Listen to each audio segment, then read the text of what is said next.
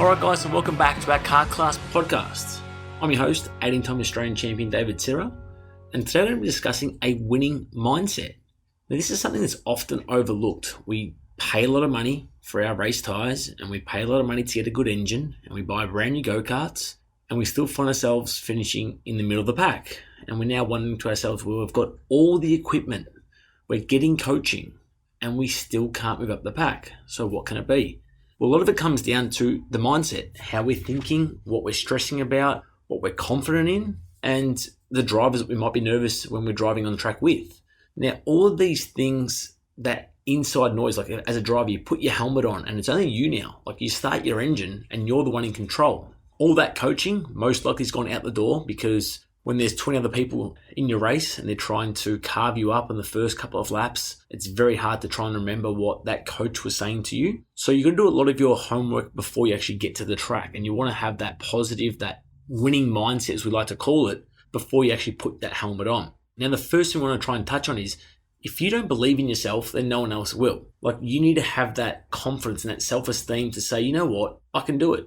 Not necessarily are we always looking to try and win, but winning for you, if you're in the mid-pack, is coming 10th place now instead of 15th, or it might be setting a new personal best lap time. So as we're saying, like, winning is different for different people, but having those mini wins in your own ability is going forward. And that's what we're trying to do when we're driving. We're trying to improve, set new benchmarks, set new goals, and achieve those personal bests. But when it comes to believing in yourself, you want to believe that there's no reason that if you have equipment that's capable, that you can go and do a reasonable job. You can do a good job out there. Then when it came to myself and leading into, these big races, whether it was an Australian title race or a SCUSA Supernats or a Rotax World Finals, it was more knowing that at the top end of racing, and kart racing is no different to motor racing, if you have as good equipment as the guy next to you, you really have to back yourself in, and you really have to say that if a certain driver is braking at a certain point, there's no reason why I can't at least match that, or just try and push it an extra 15 centimeters, for example. Or if this person's just clipping the curb, can I clip it a little bit more to shorten the racetrack? So it's trying to tell yourself that if you can see other drivers doing it, then there's no reason that you can't achieve it yourself. The other thing that I was really good at was visualizing myself winning races.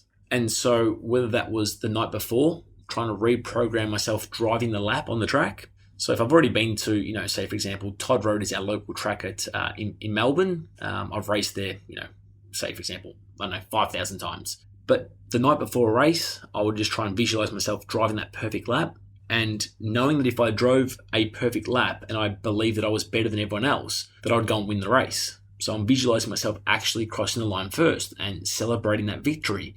And having that emotion of what it feels like to win races, you start to think about those times and start to believe in yourself. And that was really good for me, because when I start to put my helmet on, put my visor down before I went out for a race, just visualizing those perfect laps, the winning culture, that was something that when things got a bit tough and there was a few people trying to pass you on the first couple of laps, you sort of believe that, no, I've just got to get back to those marks. You know where to brake on this track, you know where to drive, you know which curbs to hit, you know where to pass. And bang, bang, bang, hit those few markers, and all of a sudden you're in the lead and you've got the race win.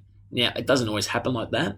I would always go into a race thinking that I've got as good a chance of winning as anyone else. Now, where that meant I was starting first, I was starting 10th. There was a couple of races at Todd Road where I started outside the top 20. I started last in a Rotax Pro Tour race. I think it was about 26th position. And over the 20-lap race, I went and won the final. So it was that attitude of, I do not care who's in front of me. If there's a gap, I'm going for it. As I said, I know that I'm faster than other drivers. I started at the back because of mechanical error in the pre-final. So I backed myself in no matter where I was on the track. And that's very, very important. But like I said, you need to visualize yourself actually going to do it. Now, in any sport, the top end of the sport, those guys, they definitely believe they're better than everyone else in that competition. So if you're looking at the way that Lewis Hamilton dresses when he goes to a Formula One race, he oozes that bit of confidence in himself. Like, he wears his extravagant outfits, but he's sort of going there knowing that he's in the spotlight. People are looking at what he's doing. You look at basketball, the way they enter an arena with the big loud music and stuff to really pump up those people. But you can see the top athletes. LeBron James has his pre-game ritual where he throws his dust up into the air and he gets the crowd going up and onto his side. But you're looking at, say, a mid-tier NBA basketball player. Man, they must be seriously talented to just be an NBA and athletic ability they have, the way they jump and they can run. But if that mid-pack player doesn't believe that he's as good as LeBron James, and look, he obviously isn't or probably isn't, he's not going to get to that level because he doesn't believe he can do it. He's not going to take the shots that LeBron would take, or Lewis Hamilton's breaking at the 50-meter mark, but the other guy doesn't have the confidence. He's going to break at the 55-meter point. So there's that 5-meter difference. So it's actually just believing that you're better than the competition. Same in any discipline, like I said, in sport, like the way that Tiger Woods would have that mental edge over his competitors in golf.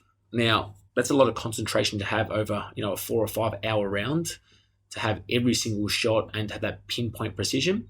And other athletes against him, you could see, like, what's Tiger doing? Where's he on the leaderboard? Farrell hit a good shot, or he just made a massive putt, and then all of a sudden it puts the pressure back onto the other competitors. But you can see the way he struts to pick up the ball or to go to the next tee box. He oozes that confidence and he sort of puts himself above his other competitors. So from a racing point of view, from a karting point of view, it's not showing that you're nervous going to a race. Like, you want to sort of, walk with confidence going to the grid, and you want to have that body language is like, okay, I'm ready for battle here. And whatever you guys have got, I've got a little bit more in my back pocket. So you want to try and have, that mental edge over your competitors if you want to get that winning mindset going, because if you're like, oh, far out, Dave Serra's in the race, or it might be Joe Turney, straight away, if you're already worried about what they're going to do, then the chances are you're not going to actually reach your full potential. And your full potential might be good enough to beat us guys, beat the more experienced racers. So you want to believe that you can do it each time you hit the track. And as I said, even if you're in that mid-pack, you want to set yourself those mini goals to try and achieve, to push yourself up to that winning mindset where you can actually be on the podium soon enough.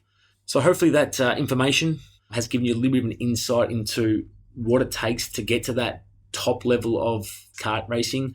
If you guys want to know more about the winning mindset and how we can actually help kart racing drivers out, then we have our Champions program. That's sort of more dedicated to not just driving techniques and racecraft, but it is that mindset where we really dive deep into the visualization, the positivity, how to bounce back when things are going crap, because there's a lot of times in motorsport where a change just comes off and you really lose your crap at the mechanics or your parents and things, how they didn't fall in your favor. And we try and really discuss how you can bounce back from those mini hurdles and get back on the horse pretty quickly and get back to those winning races. So if you want to know more about our kart class programs, just visit kartclass.com. We'll keep in touch for our future podcast episodes, and thanks very much for tuning in. Cheers.